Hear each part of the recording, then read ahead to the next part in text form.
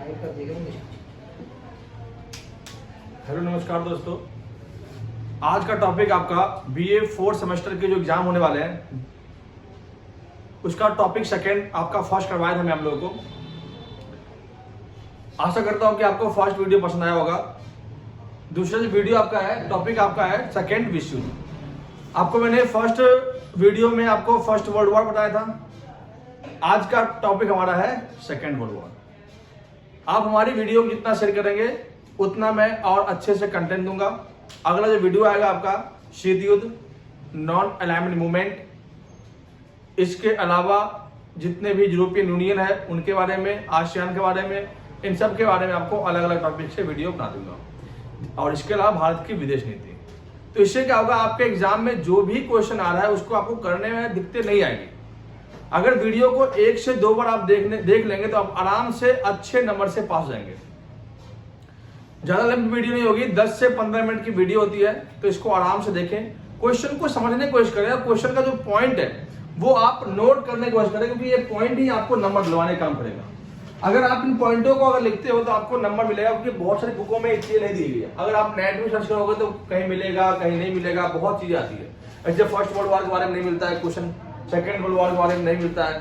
इस तरह से अगला जो वीडियो आएगा शीत युद्ध, वो भी बताऊंगा आपको, सबके पॉइंट टू पॉइंट आपको करवा दूंगा, जिससे कि आपको दिखते नहीं आएंगे। तो दोस्तों क्वेश्चन आपका है दूसरे विश्व युद्ध के प्रमुख कारण, अर्थात सेकेंड वर्ल्ड वॉर दुनिया में कब आया, क्यों आया और ये कब खत्म हुआ और कब तक चलता रहा। तो डेट आपका इसका है 1939 टू 1945। वही सेकेंड वर्ल्ड वॉर की डेट 1914 टू 1918 तक।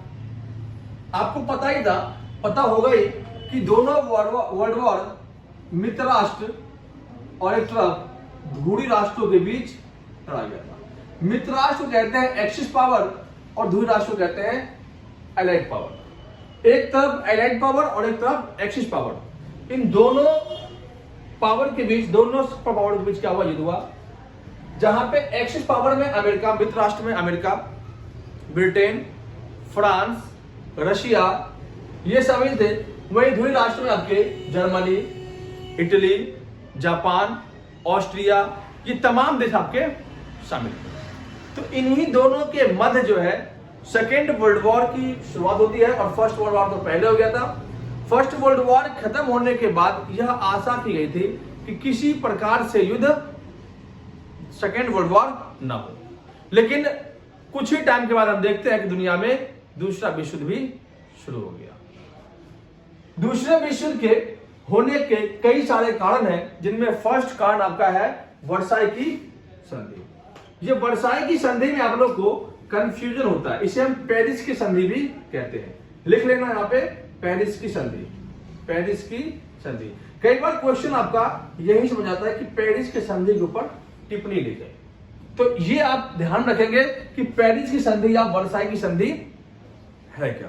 आपको पता होगा कि 1914 टू 1918 में क्या हुआ, मित्र राष्ट्र और धुरी राष्ट्र आपस में लड़े, मित्र राष्ट्रों की जीत हुई। जीतने के बाद यह तय किया गया, यूरोपीय देश ये तय किए कि विश्व के अंदर आने वाले समय में युद्ध ना हो, विश्व शांति से अपने जीवन यापन करे, इसके लिए एक संधि बुलाई गई थी। कब? तो 1919 में, 1919 में, 1919 में एक संधि बुलाई गई थी। इस संधि कहते हैं वर्साई की संधि। पेरिस के अंदर बुलाई गई थी। अब पेरिस क्या है, तो फ्रांस की राजधानी पेरिस है और जगह वहां था वर्साई। उस जगह पे पूरी मीटिंग बुलाई गई थी, यूरोप के तमाम देश यहां आए थे, लेकिन इस देश में जबरदस्ती एक देश को बुलाया गया लालच दे करके, उसका नाम था जर्मनी। जर्मनी को बुला करके उसे बंदूक की नोक पर डराया धमकाया गया। जो संधि होनी थी शांतिपूर्ण तरीके के लिए, लेकिन वही संधि हो गई एक प्रकार से हथियारों की जोड़ पर कबूलनामा करवाने के लिए। और यह कबूलनामा करवाया कि जर्मनी बोले और हस्ताक्षर करे कि जो फर्स्ट वर्ल्ड वॉर हुआ है, जो प्रथम विश्व युद्ध हुआ है, वो जर्मनी के कारण से ही हुआ है, ना कि अलग कंट्री से। तो युद्ध की नीति ये होती है कि जो देश युद्ध स्टार्ट करवाता है और जो देश हारता है उसे जीतने वाले देशों की उतनी भरपाई करनी होती है। जर्मनी बेचारा यहाँ पे फंस गया। जर्मनी के चांसलर को जबरदस्ती वहां पर साइन करवा दिया गया और साइन करने के बाद यह देखने को मिला कि जर्मनी के ऊपर कर्ज थोप दिया। कई लाख अरब डॉलर का कर्ज हो गया उसके ऊपर। बड़े बड़े आइलैंड जो जीते थे उसने, वो आइलैंड छीन लिए, समुद्री रास्ता रोक दिया, बड़े बड़े सबमरीन छीन लिए, प्रॉपर रूप जर्मनी को कंगाल कर दिया। इस वर्साई की संधि से दुखी होकर के जर्मन लोगों के अंदर एक आक्रोश की भावना जगी और यही आक्रोश 1939 में दूसरे विश्व युद्ध का ऐलान करता है। ये आप आराम से इस पॉइंट को कवर कर लेंगे। दूसरा पॉइंट आपका है अधिनायकवाद। अब अधिनायकवादी का मतलब होता है कि एक ऐसा शासक जो बिल्कुल तानाशाह हो, जिसका शासन सर्वोच्च हो, जिसका रूल सर्वोच्च हो। तो यूरोप के अंदर दो ऐसे देश हुए जहां पे दो अधिनायकवादी आए, जिनमें एक तरफ आए फाशीवाद और एक तरफ आया आपका नाजीवाद। फाशीवाद की स्थापना ऑस्ट्रिया ने की, ऑस्ट्रिया नहीं, ऑस्ट्रिया, जबकि नाजीवाद का जन्म जर्मनी ने किया। जर्मनी ने फाशीवाद को मुसोलिनी इसका हेड था, जबकि नाजीवाद का एडोल्फ हिटलर हेड था। Adolf Hitler. अब फाशीवाद और नाजीवाद है क्या? तो जो आपका मुसोलिनी था वो सोच रहा था, क्योंकि ये फर्स्ट वर्ल्ड वॉर के अंदर ऑस्ट्रिया का एक आर्मी था, एक सेना था, सेना की टुकड़ी का मतलब एक मेजर के तौर पे कह लो या कर्नल की बेस पे कह लो, ये काम करता था। लेकिन मुसोलिनी की नीति ये थी कि जब फर्स्ट वर्ल्ड वॉर खत्म हो गया तो ये सोच रहा था कि मैं रोमन साम्राज्य जो ऑस्ट्रिया है उसको रोम की तरह एक शक्तिशाली साम्राज्य बनाऊंगा। ये सोच कौन था? तो आपका मुसोलिनी सोच रहा था कि मैं ऑस्ट्रिया को रोम साम्राज्य के तहत पूरा शक्तिशाली बनाऊंगा। तो मुसोलिनी की सोच को वहां की जनता ने भी सपोर्ट किया। हुआ क्या था कि जब वर्साई की संधि हुई थी तो वर्साई की संधि में ऑस्ट्रिया को भी हिस्सा मिला था, लेकिन वर्साई की संधि से वो असंतुष्ट था। कौन? तो आपके ऑस्ट्रिया के पब्लिक। ऑस्ट्रेलिया के लोग चाह रहे थे कि फ्रांस और ब्रिटेन जो है जिस प्रकार से अपने ध्वज को जमा रहा है वो ना जमाए, अर्थात उन्हें भी बोलने का अधिकार दिया जाए। ऑस्ट्रेलिया को वर्साई की संधि से नाखुशी हुई, जिस कारण से मुसोलिनी के साथ साथ जो ऑस्ट्रिया के जो नागरिक थे वो भी सोच रहे थे कि ऑस्ट्रिया को रोमन साम्राज्य के तहत एक शक्तिशाली राज्य बनाया जाए और मुसोलिनी उसका शासक बने। मुसोलिनी अपने जनता के सपोर्ट पा करके काफी हद तक जो है उग्र राष्ट्रवादी भावना को जन्म दिया। उग्र राष्ट्रवादी भावना एक ऐसी भावना होती है जिसमें लोग अपने देश को अच्छा मानते हैं, अपने देश के धर्म के अच्छा मानते हैं, अपने देश के लोग अच्छा मानते हैं, बाकी सबको वो बुरा मानते हैं। उसी बीच विश्व में आर्थिक मंदी आ गई, जिस कारण से ऑस्ट्रिया के अंदर और ज्यादा ही समस्या बढ़ के आ गई और फाशीवाद और ज्यादा ही फैलना शुरू हो गया। और यही अधिनायकवादी विचारधारा ने अगले आने वाले टाइम में दूसरे विश्व युद्ध का ऐलान किया। तो फाशीवाद की स्थापना ऑस्ट्रिया के अंदर मुसोलिनी ने किया। ये एक प्रकार से उग्र राष्ट्रवादी विचार पर आधारित था। इस विचार के आधार पर हमने देखा कि दूसरे विश्व युद्ध की शुरुआत होती है। नाजीवाद, जिसका उदय फाशीवाद के बाद हुआ। फाशीवाद को देखते ही जर्मनी के अंदर एडोल्फ हिटलर की अध्यक्षता में एक नई सेना और एक नया संगठन, जिसे हम नाजी संगठन कहते हैं, इसके अंदर प्रॉपर लीड करने वाला सैनिक था। जिस प्रकार से मुसोलिनी एक प्रथम विश्व युद्ध में एक सेना काम कर रहा था, उसी प्रकार जर्मनी के अंदर हिटलर भी एक प्रकार से सेना का कमांडर था। वो भी जर्मनी को दुखी दे करके, क्योंकि वर्साई की संधि में जर्मनी को पूर्ण रूप से कंगाल कर दिया, जर्मनी को लीड करने वाला कोई लीडर नहीं था। तो जर्मनी को जब लीड करने वाला कोई लीडर नहीं बचा तो जर्मनी के अंदर एक हिटलर आया। हिटलर ने जनता को अपने भाषणों से उसे अपनी तरफ क्या किया? एग्रेसिव किया, आकर्षित किया और भाषण दे दे करके एक उग्र राष्ट्रवादी भावना, कट्टरपंथी भावना, धर्मनिरपेक्षता की भावना छोड़ करके धर्मवाद पे भावना ला करके एक उग्र राष्ट्रवाद को जन्म दिया। जर्मनी का मेन नाजीवाद का उदय का मेन कारण था वर्साय संधि, फासीवाद का भी उदय का मेन कारण था वर्साय संधि। हिटलर ने इस सेना को तैयार किया और नाजियों ने क्या किया, दूसरे देशों को अपना दुश्मन मान करके यहूदियों को मारना शुरू कर दिया।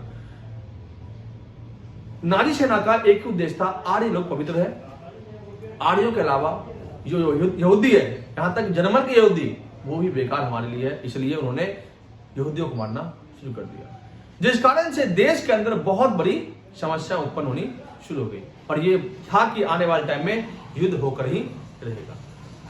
नेक्स्ट पॉइंट आपका है आर्थिक मंदी। 1929 के दौर में हमने देखा कि विश्व के अंदर बहुत बड़ी आर्थिक समस्या उभर कर आई। विश्व आर्थिक मंदी से गुजर रहा था, जिनमें ब्रिटेन, फ्रांस, जर्मनी, तमाम वर्ल्ड के सभी देश इकोनॉमिक क्राइसिस से गुजर रहे थे। इस आर्थिक समस्या का मेन कारण था प्रथम विश्व युद्ध। प्रथम विश्व युद्ध में बहुत सारे नागरिक मारे गए थे, जमीनों पर गोले बारूद दागे गए थे, जमीनें बंजर हो गई थी, रोजगार के अवसर कम हो गए, बहुत सारे कंपनियां खत्म हो गई, इतनी बेरोजगारी आई कि लोग भूखे मरने लगे। अब लोग जो थे अधिक से अधिक धन इकट्ठा करना शुरू कर दिया। उसी दौरान जो है आपसी देशों में दोबारा से मतभेद होना शुरू हुआ और इससे क्या हुआ, आगे जाकर के दूसरा विश्व युद्ध शुरू हुआ। नेक्स्ट आपका है तुष्टीकरण की नीति। तुष्टीकरण की नीति से अभिप्राय एक ऐसी नीति जिसमें हर एक देश दूसरे देश का फायदा करवा करके अपना फायदा सोच रहा था। जहां देखा कि मेरा फायदा है, वहां पहले उस देश का फायदा करवाओ और फिर उससे अपना फायदा लो। इसका सबसे बड़ा उदाहरण देखने को मिला जर्मनी की तरफ और जापान के तरफ। जर्मनी जिस प्रकार से कमजोर पड़ गया था, तो हिटलर को समझाने का प्रयास किया बहुत सारे देशों ने और चाहा कि हिटलर हमारे पास आ जाए और इससे हमारी शक्ति बढ़ जाए। जापान जब चीन के मंचूरिया पर अटैक कर दिया 1931 में, तो चीन ने अमेरिका से सहायता ली और अमेरिका चीन को अपनी तरफ करने का क्या किया, जापान को समझाया और जापान को मंचूरिया से अलग करने का प्रयास किया, लेकिन जापान नहीं माना और मंचूरिया पर हमला कर दिया। और इससे क्या हुआ, जापान के अंदर मंचूरिया शामिल हो गया और चीन जो था अमेरिका की तरफ देखने लगा। और यही कारण हुआ कि ये तुष्टीकरण नीति इतनी बढ़ती गई, आने वाले टाइम में ये दूसरे विश्व युद्ध में तब्दील हो गया। एक पॉइंट और इसका लिख लेंगे, लीग ऑफ नेशन की विफलता। अब ये लीग ऑफ नेशन क्या था? लीग ऑफ नेशन,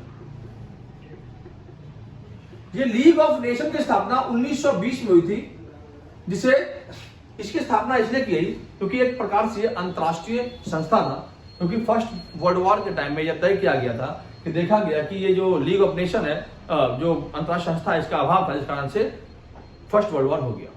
लेकिन यही यूरोपीय देशों का मानना था कि अगर लीग ऑफ नेशन बन गया तो आने वाले टाइम में दूसरा विश्व युद्ध नहीं होगा। लेकिन जब इतने बड़े बड़े प्रॉब्लम्स खड़े हुए, जैसे कि फासीवाद का उदय हुआ, हिटलर अपने आप को बहुत बड़ा महान शासक मान रहा था, विश्व में आर्थिक मंदी आई, तुष्टीकरण की नीति इतने चरम सीमा पहुंच गई, वर्साय की संधि में भेदभाव हुआ गया, तो इन भेदभावों को ना देखते हुए, क्योंकि वर्साय संधि बाद में हुई थी, लेकिन फिर भी फासीवाद और नाजीवाद इतने चरम सीमा पहुंच गया कि इनको रोकने में ये लीग ऑफ नेशन असफल रहा। और इन कारणों से हम देखते हैं कि दुनिया में दोबारा से सेकेंड वर्ल्ड वॉर की शुरुआत होती है और इस वॉर में इस बार 1 करोड़ नहीं लगभग 2 करोड़ नागरिक मारे जाते हैं। और इस युद्ध में सबसे अधिक नागरिक मारे किसके गए थे? आपके रशिया के। अब हम देखते हैं कि दूसरे विश्व युद्ध के 1945 में जापान पर आक्रमण करके, न्यूक्लियर वेपन हमला करके अमेरिका ने सेकेंड वर्ल्ड वॉर खत्म किया और यहीं से आपका कोल्ड वॉर शुरू हुआ, जो अगले टॉपिक में आपको पढ़ाऊंगा। तो एक बार रिपीट करते हैं, दूसरे विश्व युद्ध के प्रमुख कारण क्या थे? तो वर्साय लीग ऑफ नेशन विफलता, वर्साय की संधि, अधिनायकवादी में फासीवाद, नाजीवाद। एक बार आपसे एक क्वेश्चन पूछ देगा, फासीवाद क्या होता है और नाजीवाद क्या होता है, टिप्पणी लिखे या पेरिस संधि के ऊपर टिप्पणी लिखे। याद रखना, आर्थिक मंदी और तुष्टीकरण की नीति, ये सारे पॉइंट आपके लिए इंपॉर्टेंट है, जो आपके एग्जाम में से ज्यादा ही महत्वपूर्ण लगते हैं। तो वीडियो अगर पसंद आए तो लाइक और शेयर करना ना भूलें, जिससे कि मैं आप लोग अगले टॉपिक में अच्छे से और समझा सकूं। धन्यवाद।